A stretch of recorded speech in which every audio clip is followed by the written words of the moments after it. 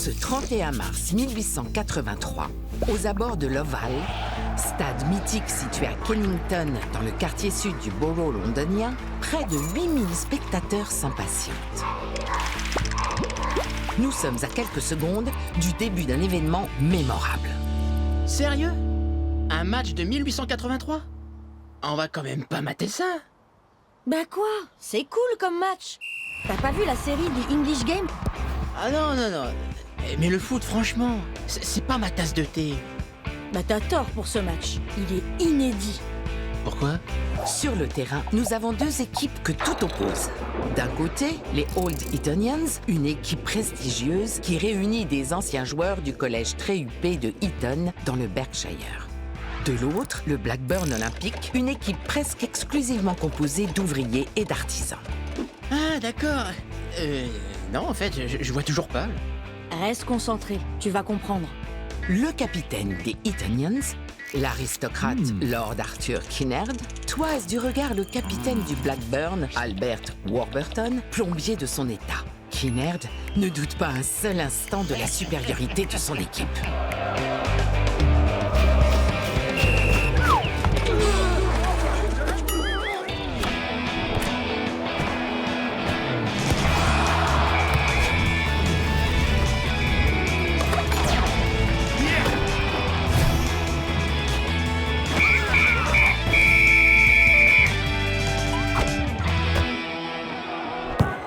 Et c'est un but! 30e minute! Les Old Etonians viennent d'ouvrir le score sur une frappe magistrale de Good Earth. Mais t'as pas vu la faute là? Bouffeur de porridge! Ouais. Mais je t'ai jamais vu comme ça, toi. Pour certains et certaines, le football, c'est presque une religion. À y regarder de plus près, l'irrépressible passion des humains pour les jeux de balle ne date pas d'hier. Des historiens font remonter l'origine du football aussi loin que le XIe siècle. La légende raconte qu'à cette époque, une horde de vikings décida d'envahir ses voisins saxons, mais que ces saxons leur infligèrent une dérouillée mémorable. Après avoir décapité le chef viking, ils se mirent à jouer avec sa tête pour célébrer leur victoire. Ah, mais je vois maintenant pourquoi ce sport te plaît tant. Hein? Tu m'as parlé? Non. Dès le départ, le football fait figure d'instrument de régulation des conflits sociaux. Quand des différends surgissent, on n'hésite pas à régler ses comptes à coups de ballon. Ah, ça me parle aussi. Notons à ce propos que ce protosport, aussi appelé folk ou mob football, a longtemps été réprouvé par les autorités qui y voient une importante source de désordre social. Désordre social, c'est franchement exagéré. Cette réprobation ne va toutefois pas empêcher ce jeu populaire d'évoluer au fil des siècles. Au début du 19e, il fait son entrée fracassante dans les collèges huppés d'Angleterre. On a un peu changé d'ambiance, là, hein? C'est le charme de la révolution industrielle. L'heure est au triomphe des capitaines d'industrie, fraîchement couronnés par le capitalisme naissant. Ces nouveaux entrepreneurs veulent imiter l'art de vivre de l'ancienne noblesse anglaise qui, jusqu'alors, tenait les rênes du pouvoir. Ils envoient donc leurs enfants dans les mêmes établissements scolaires qu'elles, ces prestigieuses écoles qu'on appelle les public schools. Mais très vite, ils sont scandalisés par la brutalité qui y règne. Leurs enfants se font maltraiter par les élèves issus de la noblesse. Bonne méthode pour se débarrasser du problème.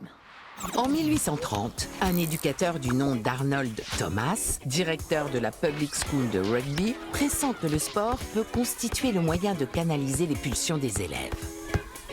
Il milite activement pour que le sport, et plus particulièrement les jeux de balle, fassent partie du cursus des élites. Eh bien, je préfère que mes élèves jouent vigoureusement au football plutôt qu'ils emploient leur moment de loisir à boire, à se saouler ou se battre dans les tavernes de la ville.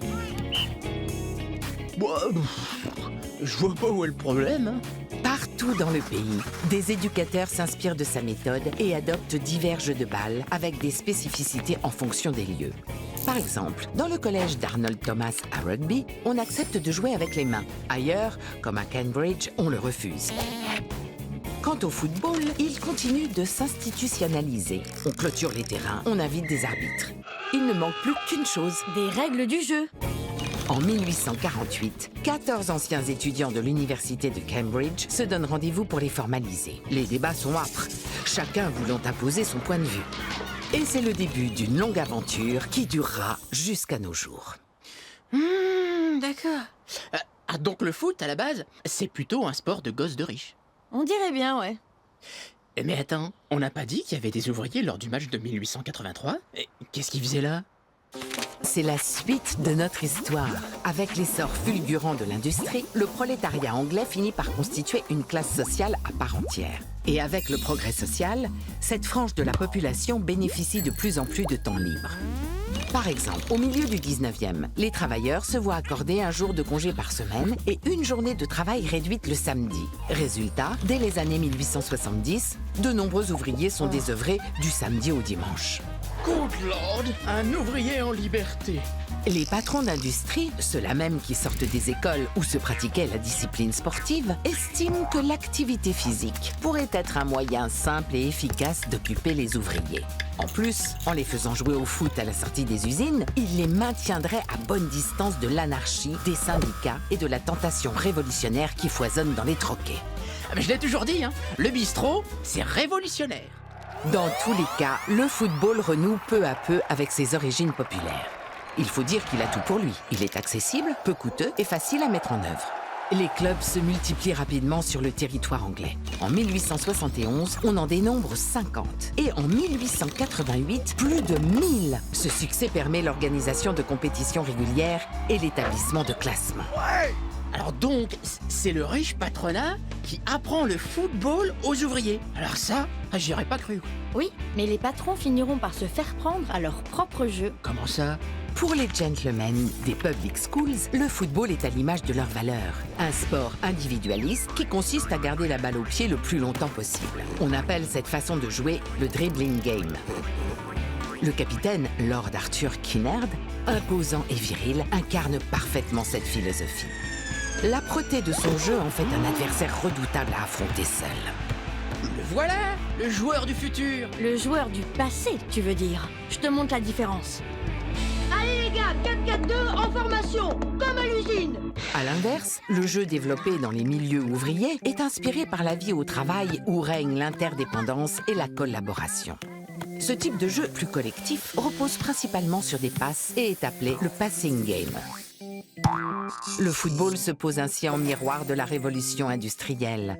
Il rationalise le rôle des uns et des autres, leur assigne des fonctions précises et consacre le principe de division du travail.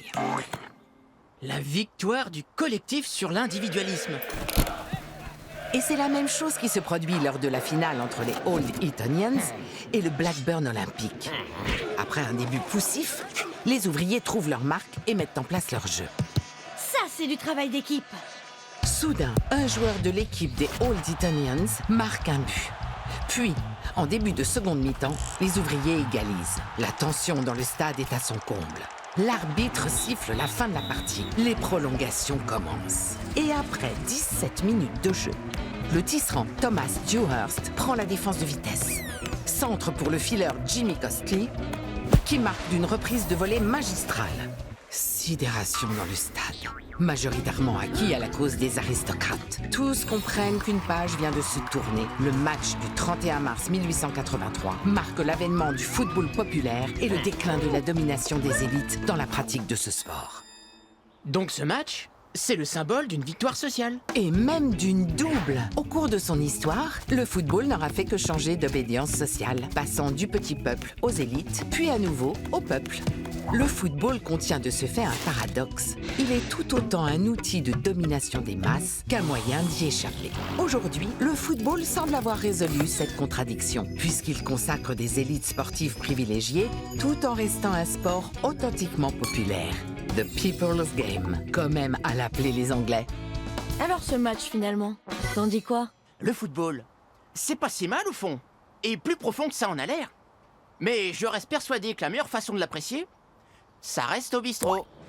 Eh ben, avec toi au moins le patronat peut dormir tranquille. On risque pas la révolution.